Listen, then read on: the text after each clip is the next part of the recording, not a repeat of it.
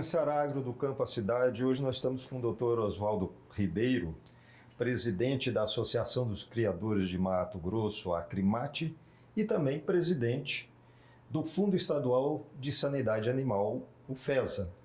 Dr. Oswaldo Ribeiro, muito obrigado pela tua presença. Eu que agradeço, é um prazer estar aqui representando a Acrimate e bater um papo com vocês. Maravilha. Hoje o rebanho do estado de Mato Grosso está em torno de 34 mil cabeças, né? Milhões de cabeças. Isso é o maior rebanho do Brasil. E essa classe produtora, esses pecuaristas, tem aí desbravado esse estado de Mato Grosso há muitos anos. Antes da década de 70, já estava aqui no Pantanal, aqui, com aquele zebuzão, né? E trazendo aí uma cultura de pecuária muito forte para o nosso estado. Como que a Acrimate hoje está atuando junto com esses associados, esses pecuaristas, dentro do estado de Mato Grosso? A Acrimate é uma entidade que vai fazer 53 anos esse ano. É uma entidade que foi criada visando defender os interesses do pecuarista. Né? Você acabou de falar que a pecuária é uma atividade secular no Mato Grosso, né? Uma atividade que foi muito útil até na época das guerras, né? Que trazer alimento. Então, assim, e a pecuária do Pantanal, onde começou no Pantanal, ela deu base a essa pecuária pujante de hoje. Ela que trouxe a base dessa cria forte, né? Então, a pecuária do Mato Grosso começou no Pantanal. Isso é importante lembrar. Muitos não conhecem essa história, que na Segunda Guerra Mundial, aqui, Mato Grosso, mandava o charque, né, para a Alemanha, para a Europa toda, para os aliados, né? E aí são isso, navios e navios saíram do Brasil, saíram daqui de carne do Mato Grosso, carne salgada do Mato Grosso, para alimentar o pessoal que estava defendendo o mundo, né, no mundo aliado na Segunda Guerra Mundial. Perfeito, perfeito. Isso é uma história assim que a gente deve relembrar sempre e render homenagem, né, porque a pecuária nessa época foi muito importante. Exato, e até na divisão do estado em 79, né? O que sustentou aqui a economia do estado foi a pecuária, porque ainda não tinha essa pungência toda da agricultura. Sim, e esses 34 milhões, para a gente representa hoje, se o Mato Grosso fosse considerado um país, esse rebanho estaria entre os 5, 6 maiores do mundo. Nós estamos ultrapassando o rebanho da Austrália. Então, quer dizer, a Austrália é um dos 5 maiores exportadores do mundo. Então, o Mato Grosso se orgulha de estar nesse meio, entre os 10 maiores do mundo. Perfeito, perfeito. Os projetos que a Acrimate hoje desenvolve no estado de Mato Grosso? Então, nós temos inúmeros projetos, cada um em uma área respectiva. Então, assim, os 2 nossos grandes projetos são o Acricorte, que você teve até a oportunidade de estar lá e conhecer, né? Nós estamos lá na 3ª etapa, é uma coisa que veio e fez sucesso, que é um projeto que ele traz, é um projeto de 2 dias de encontro, mas ele reúne toda a cadeia da pecuária. Perfeito. Ele traz a indústria, os frigoríficos, os fornecedores de insumos, semente, ração, veículos, tratores, e reúne os produtores, os palestrantes e a população que é agregada à pecuária. Quer dizer, a cadeia da pecuária está uma cadeia gigantesca. Né? Nós até tivemos a oportunidade de fazer um vídeo homenageando esses profissionais que não são da pecuária, que não são produtores, mas que estão na pecuária, como os jornalistas, né? Os cinegrafistas, os veterinários, os balconistas, os motoristas de caminhão, os que trabalham no frigorífico. É uma cadeia gigante, talvez possivelmente uma das maiores cadeias do Brasil, a cadeia da pecuária de corte. Então isso é um orgulho muito grande para ele poder representar isso aí. Né? Então a Acricorte, ela reúne essa cadeia em 2 dias, com palestras, né? E essas palestras, elas são, além das palestras técnicas convencionais, elas se fazem, são voltadas a um público hoje que está frequentando a nossa Acricorte, que é o público jovem, a mulher, Uhum. O rapaz, o sucessor das É fazendas. a quarta, quinta geração já, né? Isso é importante porque hoje, até um pouco tempo, o pecuarista estava sozinho. O pecuarista antigo, ele estava sozinho, ele não tinha sucessão, ele estava muito preocupado quem ia tocar o serviço dele, quem ia tocar o negócio dele, quem ia gerar renda para a família, né? De repente, se ele morresse, não teria ninguém para tocar, vamos vender a fazenda e fechar e ir para a cidade, né? E hoje não. Hoje, trazendo esses encontros, o jovem tendo orgulho da profissão do pai. Hoje você vê o pecuarista, o menino, ele põe a botina, ele põe o chapéu, põe uma calça jeans, um cinturão e sai de caminhonete. Sim. Ele é muito monta a cavalo, a menina também. Quer dizer, hoje com laptop, com notebook, celular e mexendo no pasto, quer dizer, trazendo a rede da internet e com muito orgulho. Com muito orgulho. Hoje, assim, a gente pode falar de trazendo esse público e estimulando esse público. Então, a Pecuária, as palestras são voltadas também para esse público, né, preocupado com o quê? O futuro da pecuária. O nível das palestras e dos palestrantes foi muito Exatamente. bom. Foi escolhida a dedo, eu conversei com um por um deles antes, eu alinhei essas palestras antes, preocupado sempre com aquela palavra de esperança, né, de otimismo, né, porque a crise vai passar, a crise vem, chega e vai passar. Então, assim, todos eles voltados, além das palestras, da palestra dele, todos eles com alta dose de otimismo para a pecuária, sabe? E trazendo essa moçada jovem, né, para não desanimar, continua na atividade que isso aqui passa, né? Então, esse é recorte. E uma outra coisa é também a preocupação com o quê? Será que o produto que a gente está fazendo hoje, que a gente programa, porque a pecuária, você sabe que a pecuária é uma coisa de ciclo muito longo, né? Perfeito. Não é uma coisa especulativa, você não tem como especular para daqui a 4 anos, que não sabe o preço. Exatamente. Né? Ninguém sabe. E o pecuarista não tem condições de pôr o preço do produto dele. Não tem. Então, isso é uma coisa que a gente pode falar. E aí o que acontece? Será que o produto que a gente está produzindo hoje vai ser vendido, vai ser conseguido colocar nesse mercado daqui a 4 anos? Será que o consumidor vai absorver esse produto? Será que a gente não tem que mudar esse produto agora, esse conceito agora de produção, para daqui a 4 anos? Né? Isso é muito importante. Então, esse encontro, ele alinha bastante isso aí. A pecuária do futuro. O que vai acontecer? Se o consumidor, se o produto de hoje vai ser o produto de amanhã, né? Como nós temos que nos evoluir, o que nós temos que fazer, qual é a tecnologia que ela tem que absorver. Então, o que acontece? Traz o jovem, traz o velho, traz o antigo e o novo junto no encontro. A própria pandemia que nós passamos já mudou o mercado, o consumidor, essa cultura de compra, de aquisição, né? Com certeza. Você vê que hoje está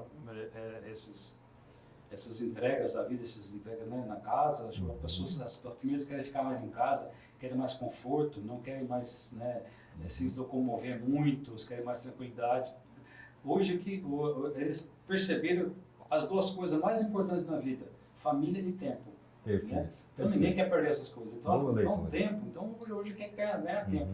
E o que a gente faz? A gente faz em dois dias ali, concentra todas as informações possíveis para a pessoa vir em 2 dias, ele se oxigenar, fazer novos negócios, conversar com os amigos, se atualizar. Então, assim, um motivo de satisfação muito grande. E se consolidou com o maior evento técnico da pecuária de corte do país. O que me surpreendeu é que não houve aquela divulgação maciça e, no entanto, passou de 2.000 participantes o evento. 2.500 participantes. 2.500, o maior evento de pecuária do Brasil. De corte do país, com certeza. Se consolidou agora, nesse último, nós tivemos no passado 1.600, agora nós tivemos 1.500, quase 1.000 a mais. A mais. O público muito satisfeitos, os representantes comerciais. E interessado, porque saía lá meio-dia 30, quando dava às 14 horas na palestra lá, todo mundo estava lá presente. Salas cheias, no último dia, que geralmente uns estão viajando, na sexta-feira à tarde, estão viajando, estão se locando. Sala cheia, auditória lotada até às 18 horas, então foi um final muito bom. Então, assim, motivo de orgulho e que traz oxigênio para a gente continuar fazendo nesse mesmo modelo, né? Melhorar, atualizar melhor, mas assim, trazer de novo, já fechamos para dia 16 e 17 de maio de 2024 no mesmo lugar. Vamos estar lá. Uma coisa muito importante que o senhor falou foi a cadeia da pecuária.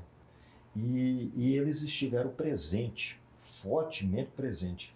Isso muitas vezes a sociedade não entende. Ele acha que o pecuarista, a atividade dele é tão isolada lá no meio rural e que na realidade muitas vezes o pai dele, né, que está com esse entendimento, é o que faz o transporte do gado até o frigorífico, que é o que arruma o caminhão para isso acontecer, é que vai lá para a plataforma industrial do frigorífico trabalhar. Então a cadeia é muito ampla, tanto o emprego direto como indireto, o mercado, a sociedade é altamente envolvida dentro desse processo.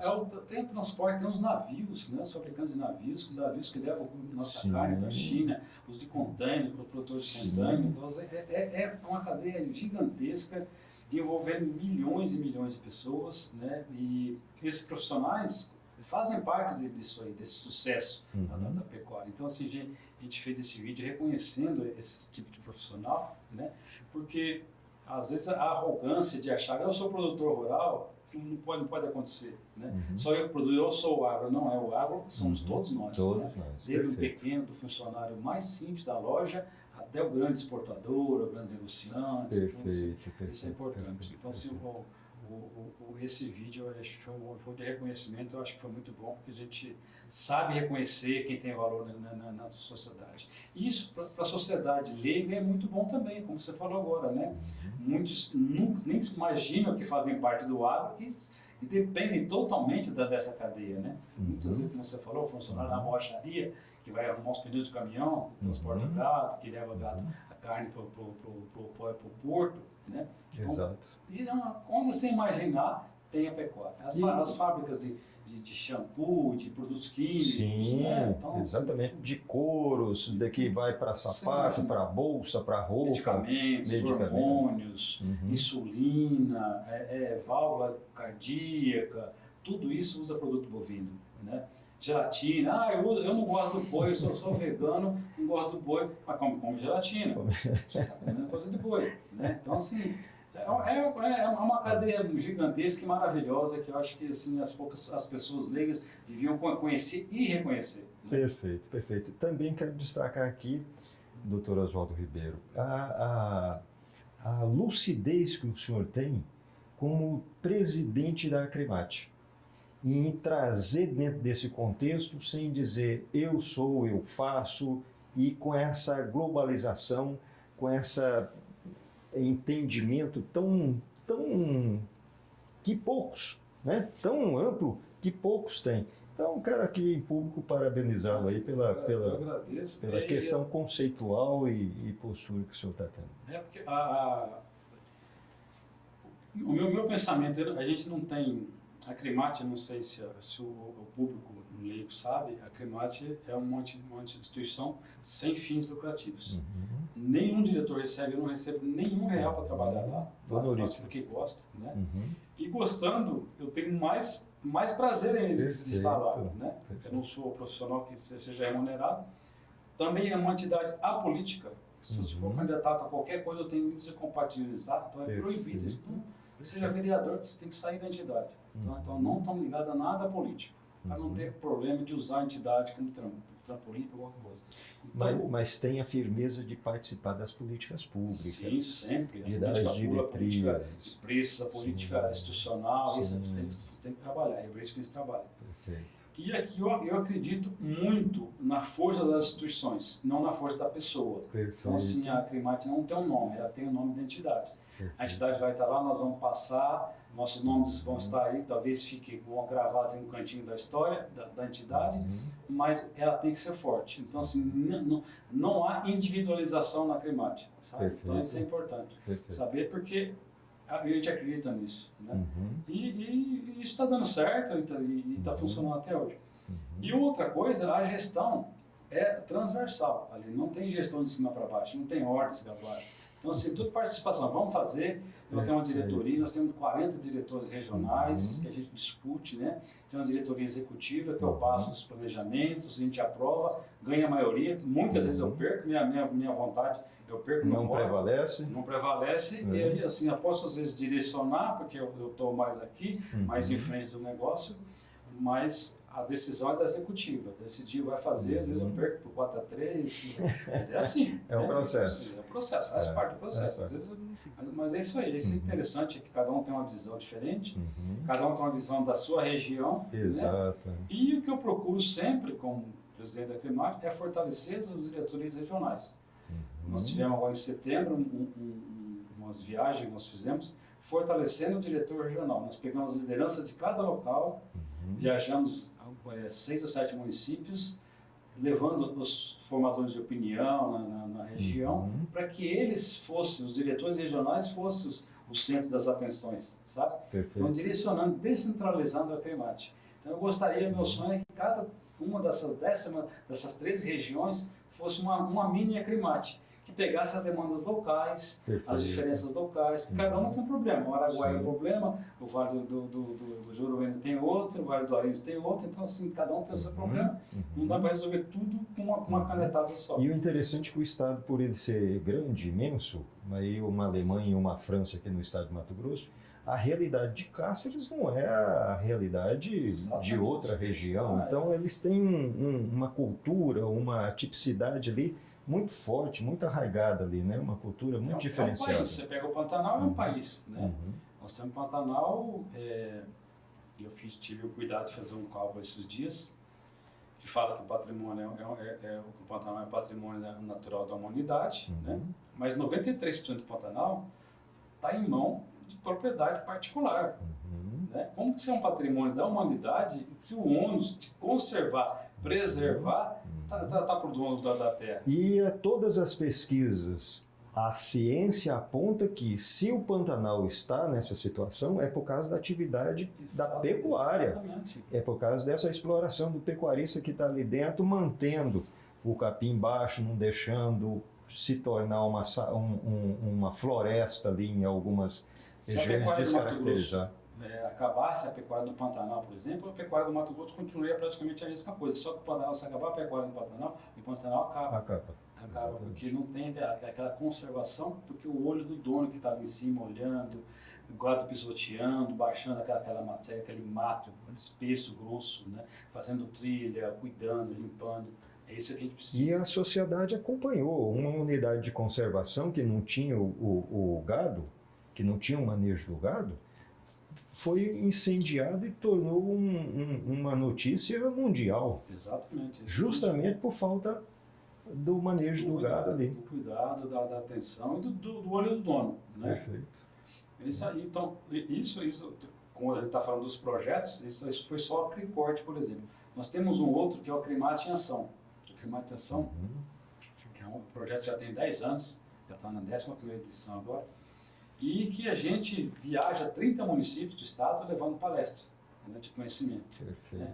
Muitas vezes, como a gente é muito mais voltado para o pequeno e para o médio produtor, que é aquele que não tem condição de ter uma assistência, de viajar para ter uma palestra, de contratar um técnico especializado na sua região, então a gente leva para esses municípios e reúne no sindicato, na igreja, no clube, no Lions, a gente reúne e faz a palestra para 300, 400, 200 produtores que vão lá, assistem a palestra, ganham, aprendem o que eles precisam fazer, que dessa vez trouxemos o Schacker, o professor Schacker e o Maurício Piona, né, que aproveitando o momento de crise, de como fazer sua propriedade dar lucro, né?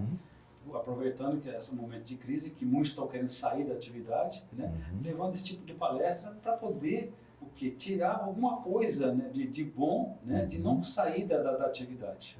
Né? Então, assim, essa é uma coisa importante, que isso nós viajamos agora 30 municípios, terminamos agora mês passado, e que reuniu, em soma, quase 6 mil produtores. Que maravilha. Né?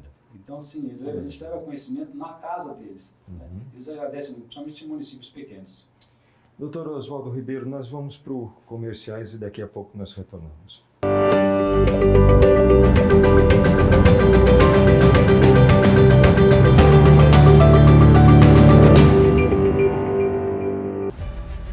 Jornalismo de qualidade e a informação com credibilidade nos remetem a uma só marca: Pensar Agro.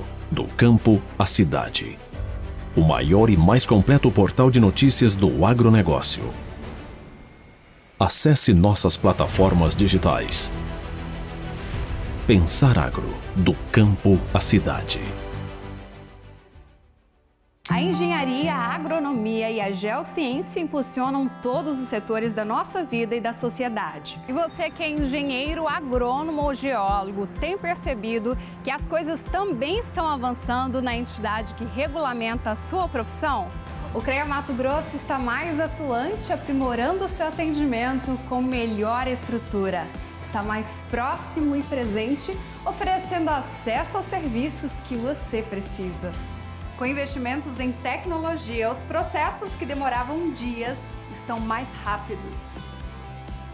Tudo isso valorizando o seu conhecimento com a realização de eventos para a sua atualização profissional. É assim que o CREA atua, habilitando, fiscalizando e fortalecendo todo o mercado. Fique em dia com a sua contribuição. CREA Mato Grosso, nosso trabalho evolui junto com você. Quer vender seu carro em um clique, em apenas 24 horas? Cadastre seu veículo em revendaseminovos.com.br. Acelere, é 100% confiável. Revenda Seminovos, o maior portal de revendas de veículos do estado.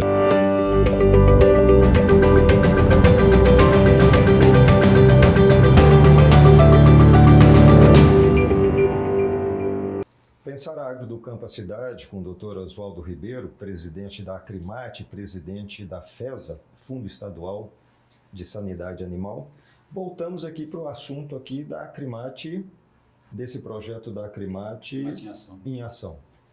Então, continuando, se eu falar sobre o projeto Acrimate em Ação, é um projeto que dá muita alegria para a gente, porque a gente vê o brilho no olho do produtor, do pequeno e do médio, aquele que tem um sitinho, e a gente fez um levantamento também, estado do Mato Grosso, 80% dos produtores têm até 200 hectares nas suas fazendas e até 250 cabeças de animais.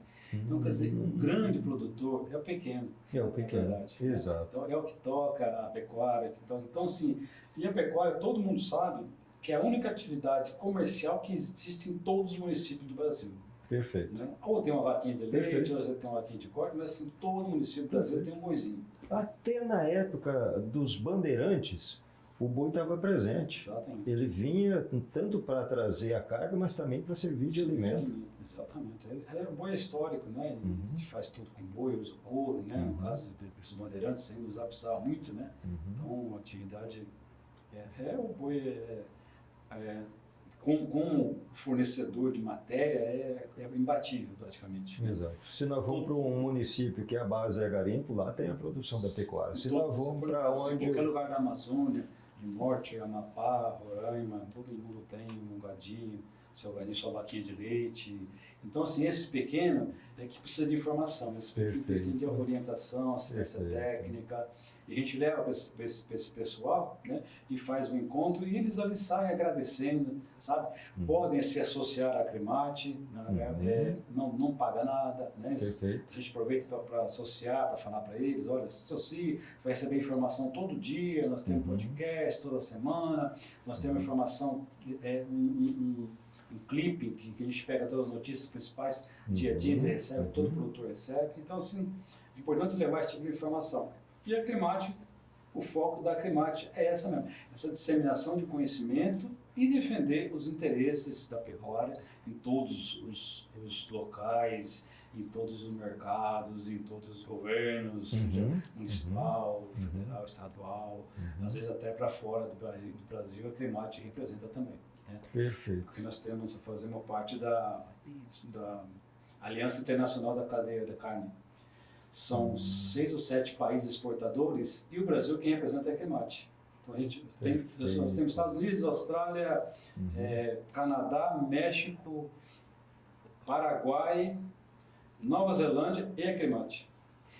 Isso para o pequeno produtor, para o pequeno pecuarista, é quando ele recebe essa informação, acho que é isso aí mesmo, o olho dele brilha, porque ele se sente que ele não está desenvolvendo a atividade dele de uma forma isolada, lá no rincão do município, do estado.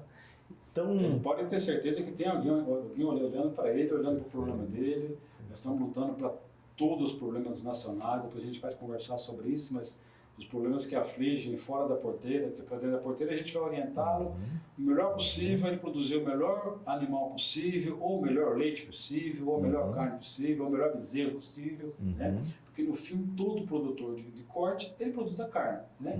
Desde que ele faz é só a cria, aí no fim o objetivo final é a carne, né? Então ele tem que ter uma visão, ele já tem que ter uma produção natural,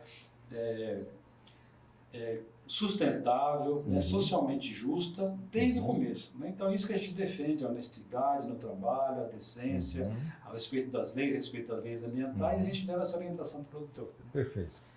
Doutor Oswaldo Ribeiro, essa parte, entramos aí um pouco de representação a nível de mercado externo, e os desafios aí dos criadores de bovino hoje. Quais são os principais que são debatidos dentro da Acrimate?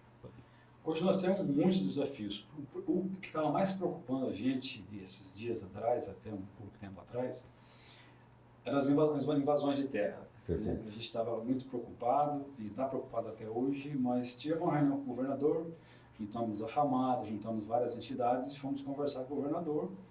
E ele nos garantiu, ele fez até um vídeo na nossa frente, quer dizer, participamos do vídeo dele, falando que ele era absolutamente contra a invasão de terra, o Estado não ia deixar ter invasão de terra. Por quê? Coisa que intranquiliza o pequeno produtor. Né? O grande às vezes tem uma segurança, tem policiamento na sua fazenda, mas o pequeno e o médio ele não tem nada disso. Né? Quando o governador falou assim, tolerância zero, isso trouxe um conforto. Trouxe uma tranquilidade muito. E tem cumprido a risca, porque as duas ou três tentativas de invasão foram debeladas em menos de 24 horas, que é o prazo de se retirar esses invasores. Perfeito. Então o secretário também estava, o secretário Rovelli também estava, dando um apoio muito grande à Polícia Militar, a Patrulha Rural, já referenciada, que é uma conquista também do setor, né? muito importante, né? Então está dando resultado muito grande essa segurança no campo. Então esse desafio, essa preocupação agora parece que está um pouco reduzida. Um outro desafio muito grande nós tivemos um problema com o marco temporal, né? Que hoje está lá na mesa do Supremo para decidir, né? E não se decide, e já está há muito tempo, e a gente está vendo a tendência de se aprovar a dissolução desse marco temporal, quer dizer, não se respeitar mais o marco temporal. E a preocupação nossa era muito grande. Para isso, nós nos mobilizamos na Frente Parlamentar da Agropecuária, em Brasília, né?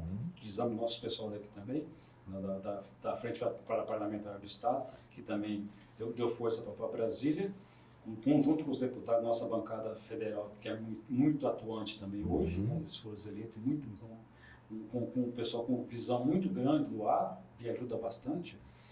E conseguimos, né, aprovar esses dias marco temporal. Passou na Câmara, né? Vai para o Senado agora, deve enrolar mais um tempo, mas de qualquer modo mostrou a força do Legislativo, né?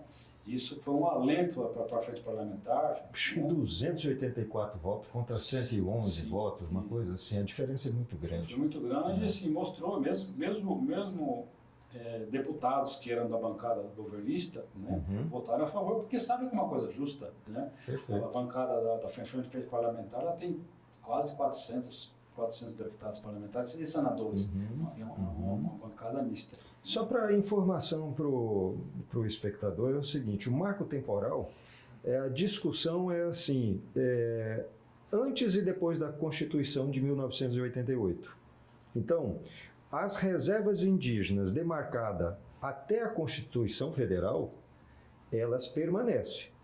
E não pode ampliar depois da Constituição Federal a área de reserva indígena. Ou seja, hoje nós tivemos no estado de Mato Grosso a apropriação de áreas produtivas, famílias há mais de 30, 50 anos lá dentro, em função da extensão da área de reserva indígena dentro dessas propriedades. Então, é só para questão de esclarecimento para que a sociedade possa entender. Então, como é um tema que ele preocupa o Brasil inteiro, porque se vira jurisprudência, porque essa é uma ação de Santa Catarina, mas que vira jurisprudência para o Brasil inteiro. Sim, Né? Então, sim. aí o que acontece? Algum juiz, algum magistrado pode decidir que uma cidade inteira, por exemplo, Paranatinga, que tem um Sim, histórico de terra indígena, Exatamente. terra indígena. Né? É. São Paulo, Rio de Janeiro, são cidades, né, que eram tribos indígenas. Guarani. Então vira áreas indígenas. Isso que a gente não quer. A gente quer essa segurança para poder continuar trabalhando, fazer o nosso melhor. Né? Então, esse marco temporal é uma coisa que também preocupa a gente. Não só a área produtiva, mas como o senhor mesmo disse, a área urbana, toda a cidade. Residência, condomínio. Essa é a segurança jurídica que nós fábricas que ficam ao redor das cidades, que podem ser impactadas. Né? Então, sim, de repente, elas podem ser virar área indígena de uma hora para outra. E os índios não querem isso. A gente conversa com vários tipos de indígenas, eles não querem sossego. Eles querem produzir, ter o direito deles, ter assistência deles, coisa que eles não têm direito, né? Assistência médica, assistência técnica, eles querem produzir. Muitos querem produzir. Os Yanomami, por exemplo, não queriam nem internet. Então, é a opção deles. Né? Mas tem os bororos que querem produzir, querem ganhar dinheiro, querem fazer, querem que os filhos sejam médicos, diretores, advogados, né, engenheiros, e que voltem para as cidades, para suas aldeias, e trabalhem, que levem assistência, que mantenham a história. Como é nos Estados Unidos, tribos indígenas que têm cassinos, né, não muda nada a história deles. Não muda nada, não apaga a história deles. Exato. Eles só ganham dinheiro, só persistem, ficam com os mesmos nomes, que se casam entre si, ou pode casar com outro. Mas assim, as suas famílias mantêm a tradição, as tradições indígenas. Isso que todo mundo quer, é a paz no campo. Eu tive a oportunidade de, eu não lembro agora a tribo aqui, entre Sapezal e Campo Novo do Parecis. Então, ali tem uma reserva indígena.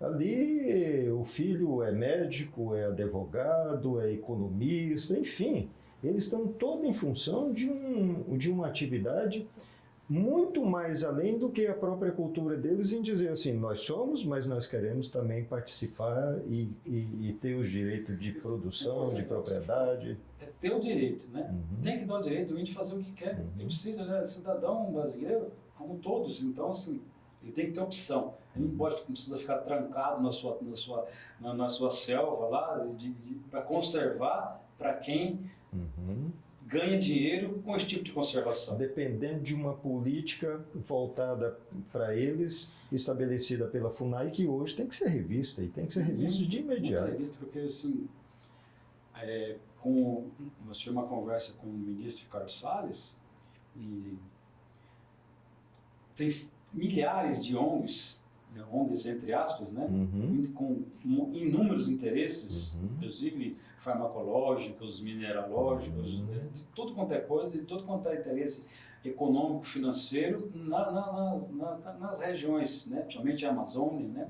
Que é riquíssima, né? O nosso subsolo. E assim, o que precisa é o governo estar olhando isso com carinho, né? E as terras produtivas serem usadas e os índios serem, né, utilizados da forma que eles queiram ser utilizados. Perfeito, é isso que a gente perfeito.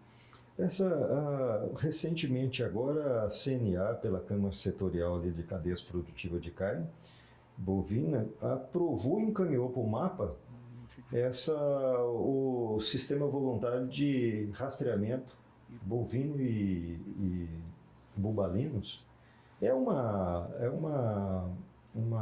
reivindicação antiga isso do setor, né? Então, o que a gente está falando? Hoje se fala muito em rastreabilidade. Rastreabilidade é um nome hoje que assusta muito o pequeno produtor, porque assim, muitas vezes ele não tem ainda a sua terra legalizada, às vezes porque o seu CAR não foi analisado ainda. Sim. Né?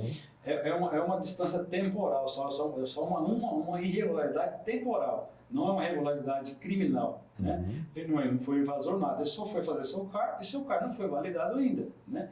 E ele, para produzir, ele vai plantar, ele vai desmatar, né? Dentro da área que ele pode desmatar. Só que muitas vezes sem autorização. E ele é punido, ele é multado, por quê? Porque ele estava fora do tempo, mas não que ele estava ilegal. Né?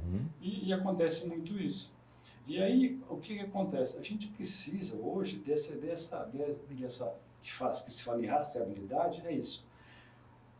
Quando se detecta qualquer irregularidade esse animal, esses animais ficam irregulares. Isso chama rastreabilidade indireta. Então, quando você produz, por exemplo, eu compro bezerros de... Eu faço engorda, eu compro bezerro de 50 por produtores de cria. Desses 50, 10 tem problema nas suas terras. E aí o que acontece? Os frigoríficos hoje é uma exigência mundial dessa rastreabilidade total, né? Tanto a minha, dos meus animais, quanto dos bezerros que eu compro. Perfeito. Chama rastreabilidade indireta daqueles fornecedores. E aí o que acontece? Esses pequenos vão ser excluídos do mercado com essa legislação, né? O que a gente precisa, como entidade, trazer todos para dentro, né? E esse projeto da CNA, que é um projeto que dura mais tempo, porque os frigoríficos hoje eles têm um plano de rastreabilidade até 2025, né? Para resolver tudo isso. Isso a gente sabe que é quase impossível, né? Daqui a 2 anos está tudo resolvido, até porque os carnes são analisados. Nós temos um problema muito grande na SEMA, nós temos um problema muito grande de falta de técnico, tem um problema muito grande de mapeamento. Acho que não chega a 7% dos processos analisados, né? E se forem analisados, muitos não são validados, né? Então, assim, não adianta nada ser analisado e depois não são resolvidos, né? Se tiver boa vontade, às vezes muitas vezes tem boa vontade, mas às vezes tem multas, tem penas, tem sanções, tem recuperação de área, você tem que comprar área em outros lugares, você tem que fazer uma compensação, né? Então, cada caso é um caso, é uma variável. Então, assim, são casos muito demorados. E hoje, os técnicos são poucos, né? Então, esses caras, a gente não tem noção de quanto tempo vai resolver isso. Perfeito. Né? E como 2025 está aí, e daqui a pouco chega aí, rastreabilidade, não vai se comprar mais. E o que vai acontecer? Então, a CNA veio com um plano B, né, de rastreabilidade dessa avaliação, mas até 2028, com mais um tempo, 2028, com mais tempo, acho que 7, 8 anos para resolver esse problema, dando mais tempo e mais agilidade. Se tivesse mais séria essa SEMA, esses processos de governo, não teria problema, né? Mas nós temos autorização de desmate de 11 anos de espera, dentro da lei. Só que saiu 11 anos depois. Quer dizer, a pessoa deve ter morrido. E as áreas embargadas, porque a pastagem dele virou capoeira e ele veio fazer a reforma. Há muito tempo não precisava de projeto para fazer a reforma de pastagem. E aí, como é pequeno produtor, ele não tem muitas vezes essa informação. E ele faz dentro das condições dele. Sim, isso aqui é uma coisa que acontece muito e que a gente morre de dó. Uma viúva, por exemplo, o marido cansou de esperar, morreu. Deixou a fazenda para ela. Ela não tem condições, ela não tem noção do que ficou a terra, ela não sabe mexer na terra, os filhos não têm a vocação, né? Muitas vezes ele não tem filho, mas se tivesse não tem condições de investir, porque só está o pai que conhecia. O que acontece? Essas árvores, esse mato vai crescendo e virando árvore. O que acontece? Vira área de pousio, e já não pode mais desmatar essa área, nem se ela arrumar um dinheiro, um financiamento, ela não vai conseguir, ela vai perder essa área que ela tinha direito. Quer dizer, isso pode acontecer nunca. Né? Cada caso tem que ser olhado com cuidado, dentro da lei. E são áreas consolidadas. Aquelas áreas consolidadas significa que eles foram abertos antes do Código Florestal. E que a pessoa tem direito dentro da lei do Código Florestal. O que a gente segue? Todo mundo tem que seguir uma lei. Qual que é a lei que o produtor rural tem que seguir? Chama-se Código Florestal. Vai fazer 11 anos esse ano. Né? Então, muito bem elaborada, muito bem discutida. É ruim para uns, ruim para outros. Muitas vezes no começo foi ruim para a gente. Mas é o que temos. E é o que temos que seguir. Agora, não vamos seguir a lei da Europa, não vamos seguir a lei dos Estados Unidos, que é tudo diferente. Nós temos um Código Florestal, né? Que foi discutido. Você sabe que seria até bom se a gente seguisse as leis da Europa e dos Estados Unidos, porque eles não têm Código Florestal. É o nosso sonho. Eles não tem mata ciliar nos Estados Unidos. Não tem área de preservação permanente, não tem área de reserva legal, tudo é permitido. Seria o sonho do desmatador, mas não é o nosso caso. Para nós é fundamental que a gente tenha esse controle, porque o produtor que não tem água na sua fazenda você pode, né? Não tem, na casa da pecuária, então mais ainda. Perfeito. Né? Então, o que a gente defende hoje como entidade? Qual que é o nosso balizador? Chama Código Florestal. O que a gente defende é o que tem que ser atendido. Então, assim, fora disso aí, a gente não tem que se submeter a nada mais. Né? Então, ninguém tem que falar para a gente o que a gente tem que fazer. Um europeu não pode vir aqui falar o que a gente tem que fazer, porque a gente já segue nossas áreas para o leigo saber, nós temos 62% de área preservada. Desde que foi descoberto o Brasil, as matas são nativas são 62%, 66% Brasil, 62% Mato Grosso. Quer dizer, isso é onde quem tem isso? Não, a responsabilidade socioambiental nós temos demais. Exatamente. Não precisamos ter medo de discutir esse assunto, nem colocar o dedo na ferida sobre isso. Isso, assim, não é eu que estou falando, não sou eu que estou falando, né? É a Embrapa com a NASA e com várias universidades americanas. Sim, então, quer dizer, isso aí é tecnicamente confirmado, não é chute. Nós estamos com o Dr. Oswaldo Ribeiro, presidente da Acrimate e da FESA. Nós vamos para um intervalo, mas daqui a pouco nós voltamos.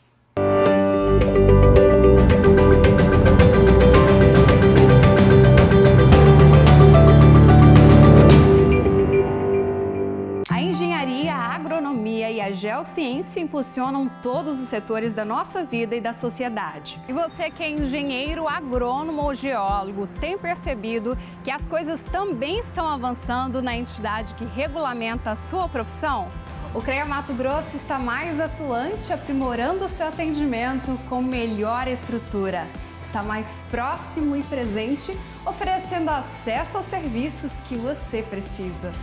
Com investimentos em tecnologia, os processos que demoravam dias estão mais rápidos.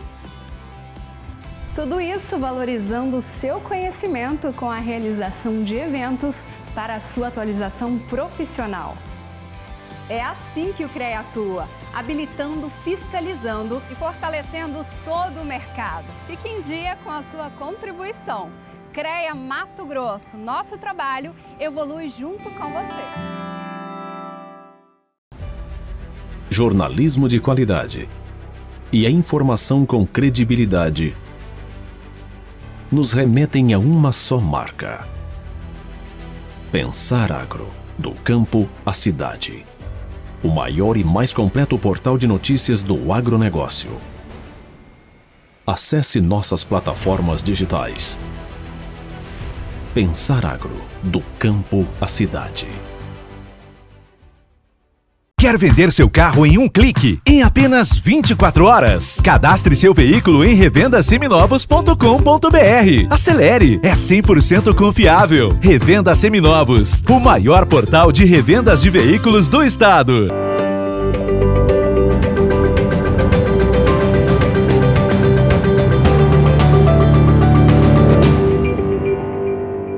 Pensar Agro do campo à cidade, estamos aqui de volta com o nosso amigo Oswaldo Ribeiro, presidente da Acrimate e da FESA, que é o Fundo Estadual de Sanidade Animal.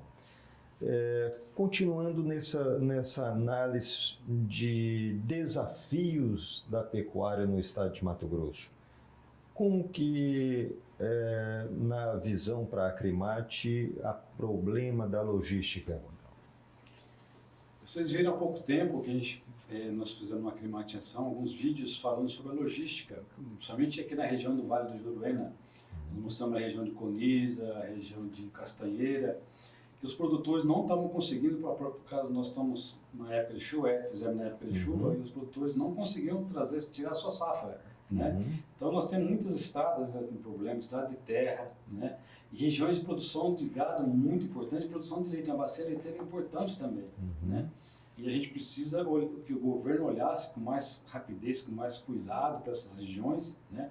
Porque assim, quando a gente pede, quando a gente vai com a climatização, a gente leva a informação e traz as demandas da região. Perfeito. Então o prefeito às vezes vai reúne com a gente, estou precisando disso, quem sabe vocês ajudam na Secretaria de Obras, ou Secretaria de Segurança, a gente está lá para tudo, para ouvi-los.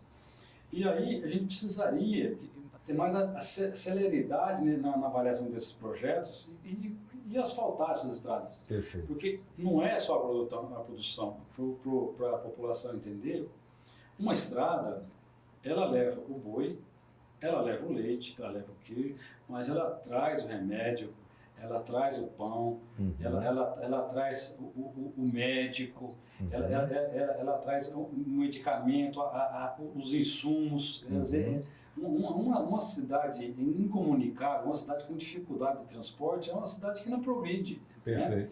Então, assim, é importante assim, saber que... E muitos fazem a imigração, sai de lá para outro lugar, Exatamente. ao invés de ir para lá, né? Então, o que precisaria nessas cidades, e às vezes muitos prefeitos, ele precisaria disso, precisaria daquilo.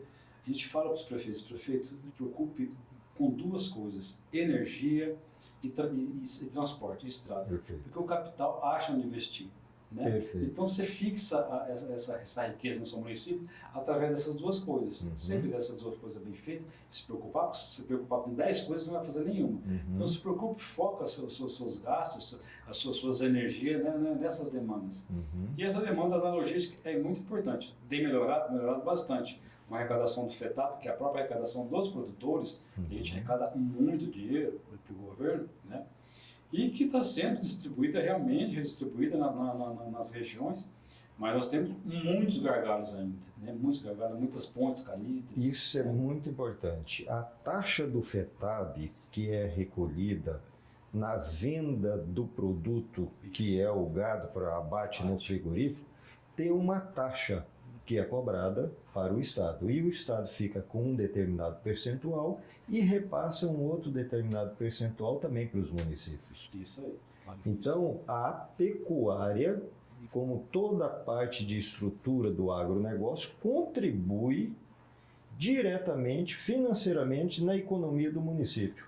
Exatamente. Cada animal que é abatido são quase R$60 de FETAB, né? É um valor assim, considerável, né, para a coisa, porque a gente abate quase 500 mil cabeças mês. Sim, né? imagina. São quantos milhões ao ano, né? Então isso é um valor considerável e que a gente precisaria ter o maior retorno possível dessa contribuição, né? Que a gente sabe que o governo olha também, está olhando com cuidado, os secretários também estão olhando para a gente com cuidado, com carinho, mas a gente precisa que tenha um pouco mais de celeridade desse sistema. Uma outra coisa é estimular as ferrovias, né? Para a gente tirar e trazer também os insumos para cá, né? O adubo que vem, precisa, né, de adubo, de sementes. Então, assim, além de levar o nosso produto, trazer o produto mais barato para cá. Diminui. A ferrovia, na relação da soja, ela saindo de Sorriso, Rondonópolis e Porto dos Santos, o custo é $101. Se a Ferrogrão aqui para Miritituba, iria para $87, ou seja, custaria de transporte $87 para a diferença de $101. Então isso é um ganho que fica na cadeia. Sim, e outra, a gente precisa destravar essa Ferrogrão, porque é o seguinte, o transporte de trem, no caso da Ferrogrão, ele eliminaria quase 500 carretas de caminhão, um único trem de 200 vagões. E aí o que acontece? Qual é o benefício social disso? De não morrer gente nas estradas? Sim, a 163, quantas famílias se perderam? Quanto de CO2 que vai deixar de ser emitido? Quer dizer, se você se preocupa com a reserva de Jamanchim, que é uma reserva indígena pequenininha, porque todo mundo, a maioria da população não sabe, que a Ferrogrão ela vai andar paralelamente à 163. Quer dizer, e já está aberta. E já está aberta, quer dizer, então não vai ter desmatamento, não vai ter impacto ambiental, praticamente zero. Quer dizer, a área que passa ali dentro do percurso todo é 0,05%. Exatamente. Então, assim, a gente precisa disso aí com urgência. Parece que tem um alento agora.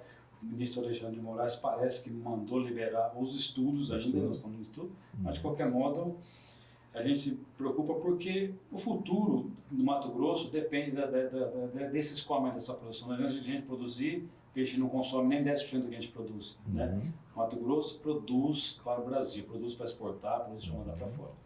E tanto é que nós somos importantes na balança comercial, nós estamos com mais de 51% Mato Grosso ajuda na balança comercial do Brasil, né? Exatamente. Nós temos a 163 também. E a 163 agora que conseguimos também com o governo, né, que a fizesse uma autarquia, a MTPAR, que assumiu esse problema da Odebrecht, que não duplicava, né? Não duplicava a BR-63. As obras já estão saindo do papel, já estão mexendo, somente nas regiões de maior índice de acidentes, né? Que são os trevos, principalmente Lucas, e aqui da região ao redor de Cuiabá e Várzea Grande. Quer dizer, vai dar uma enxugada boa nesse trânsito, diminuir o número de acidentes. No começo vai ter um impacto por causa das obras, mas agora eles estão começando a mexer. Sim. E a duplicação é fundamental para salvar vidas, para escoar a produção mais rapidamente. Quer dizer, essa é uma coisa que a gente está passando há muito tempo, o problema está passando. Essa BR-63, nesse dia ali de Diamantino até Sinop, são muitas mortes ao dia. Né? Então, quer dizer, sim. Muitas vidas ali foram ceifadas. Perderam, esse prejuízo social é incalculável. Né? Sim, não tem preço. Tem dinheiro que paga. Né? Então, para a gente é fundamental que esse projeto venha, e esse é o governo, a gente tira o chapéu para o governador de ter assumido esse custo, né? via MTPAR. Então, a logística, a gente conseguir dessas ferrovias sair e a Ferrogrão sair, a gente fica um pouco mais tranquilos com o futuro do Mato Grosso. Não, perfeito. Outro desafio são as concentrações dos frigoríficos. E muitas vezes tem muito frigorífico numa região e nas outras regiões não tem. Então a perda pelo transporte de peso, de machucadura do animal, em função desse transporte por ser longe, é um prejuízo e um desafio para o pecuarista infinito, né? A gente tem um problema de alta concentração de poucas indústrias frigoríficas, de poucas marcas, né? São grandes conglomerados frigoríficos que concentram quase 70% da nossa produção, né? E precisaria se descentralizar um pouco mais isso aí, fortalecer um pouco mais os pequenos e médios, principalmente aqueles matadores municipais, né? Que não precisa de um registro nacional. Certo, né? O CIF municipal. O SIM, né? O SIM, registro municipal que abate ali na região, um gado de poucas. Nós temos alguns cases, nós visitamos e vimos alguns cases dessas micro frigoríficos, né? Que estão começando a funcionar. Seria importante para a gente. E essas áreas que estão. Muitas vezes tem região do Vale de Várzea de Juruena, tem cidade, tem município que precisa transportar seu gado 600 quilômetros, né, para bater. Então, assim, como que chega esses animais? Se a gente pensa em cuidar dos animais, como que chegam esses animais? A gente fala um transporte de 600 quilômetros, a gente não consegue entender. Praticamente um dia de viagem no caminhão, né, em pé. Muitas vezes tem que parar o caminhão para dar água para esses animais, para jogar um pouco de água, porque às vezes o calor está muito grande. É como você passasse a Europa de um continente para o outro. Exatamente. Né? Então, você imagina esses animais no calor do Mato Grosso. Na situação da estrada que é. Setembro, outubro, então assim, é um sofrimento muito grande para o produtor e assim, ele perde, os animais perdem e sofrem, né? Chegam machucados, e perda de peso contínuo no frigorífico, isso é prejuízo para o governo, prejuízo para a gente, né? Para o produtor, então é muito ruim isso aí, então a gente precisaria essa logística melhorar e esses frigoríficos, também muitas plantas fechadas, né? Precisariam ser reativadas, na verdade, né? Muitos de grandes frigoríficos, de grandes conglomerados que estão fechadas, né? Talvez, não sei se não há necessidade de região, se não tem demanda, mas a gente precisaria de mais frigoríficos. Tem aí um mito aí que a melhor carne que é produzida no Brasil é exportada e o povo brasileiro fica com a pior carne. Isso é uma realidade ou não? Não. Primeiro é que quem compra a nossa carne, ele não compra carne premium, ele só compra carne commodity, que a gente chama, né? E hoje eles estão pagando, melhoraram um pouquinho, estão pagando $5.000 a tonelada, os chineses, por exemplo. Há 4 anos estava 3.900, passaram para 5 com essa pandemia. Então ele não quer só a maminha, só o filé, eles não fazem questão, não é a cultura deles. Nada, ele só quer até 30 meses, pode ser qualquer coisa, ele só quer carne desossada, né? Qualquer tipo, porque eles usam nossa carne para industrialização, nem usam no restaurante.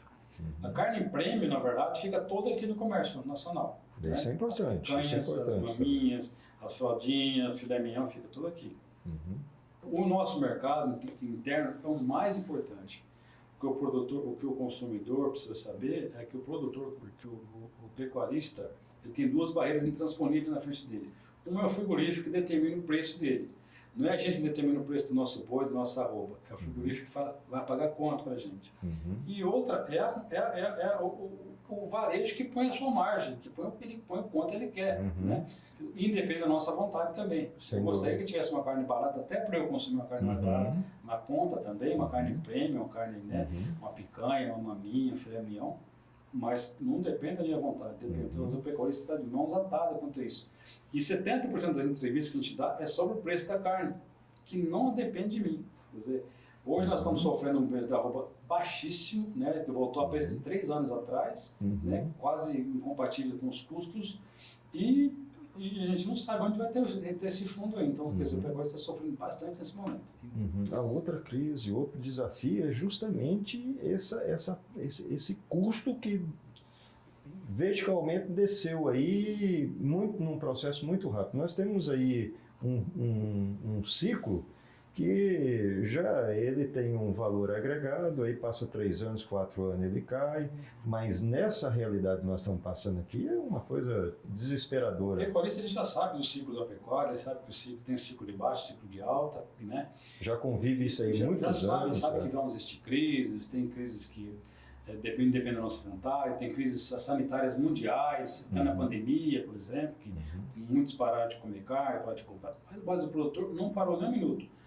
24 horas produzindo, 365 dias por ano, colocando alimento na mesa. Se está sobrando, nunca faltou. Quer dizer, não vai faltar nem fruta, nem verdura, nem carne. Quer dizer, o brasileiro pode ficar tranquilo. E 70%, 75% do mercado é o mercado interno. A gente se preocupa com esse mercado interno. O mercado externo, ele pode variar, mas não paga a gente. Quem paga a gente é o mercado interno. Quer dizer, ele tem que ser forte. Né?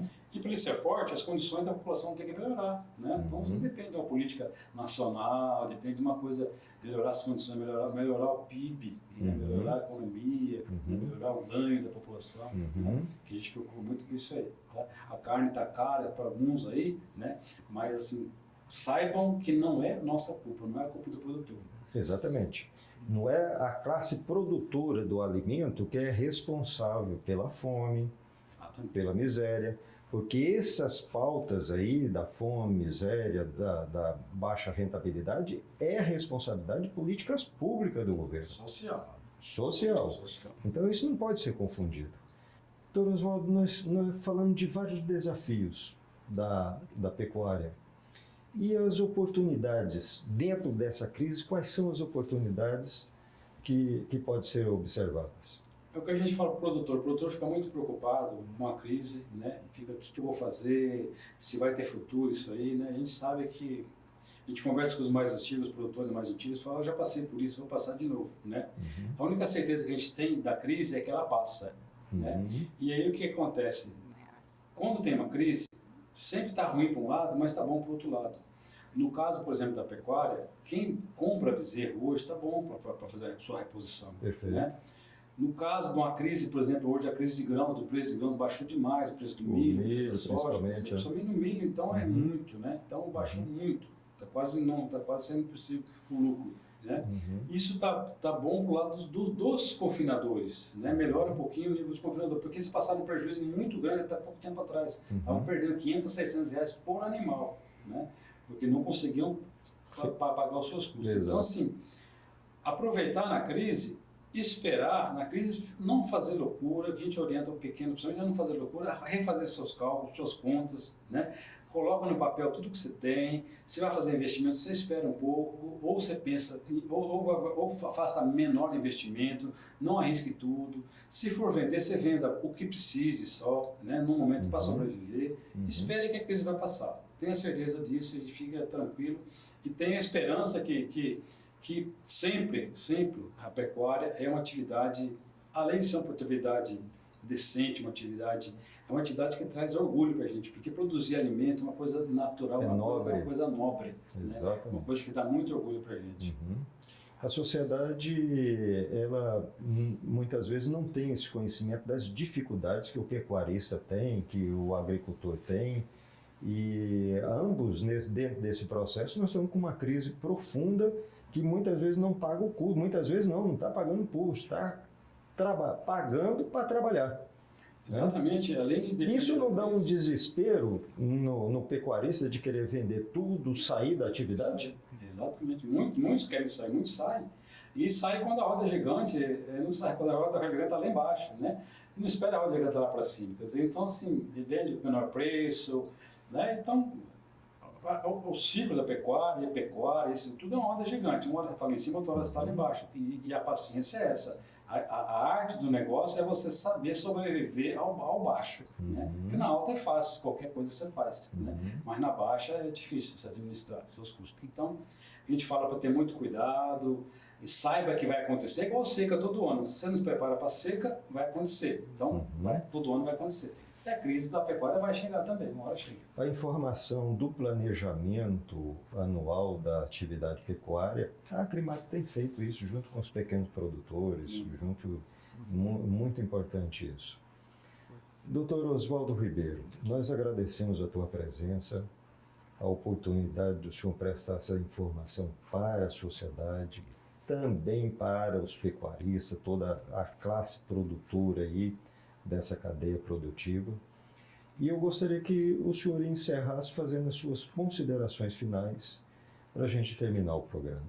Eu agradeço a você, a sua equipe, e eu falo dizer o seguinte: primeiro que a gente tem muito orgulho de representar a classe pecuarista, uma classe nobre, a classe de gente produtora, de gente honesta, na sua grande maioria das coisas. E uma coisa que foi muito discutida quando se mudou o governo federal, que o produtor era inimigo do novo governo. A prova está essa, que não tem inimizade nenhuma, é o PIB que veio aí do primeiro trimestre. Perfeito.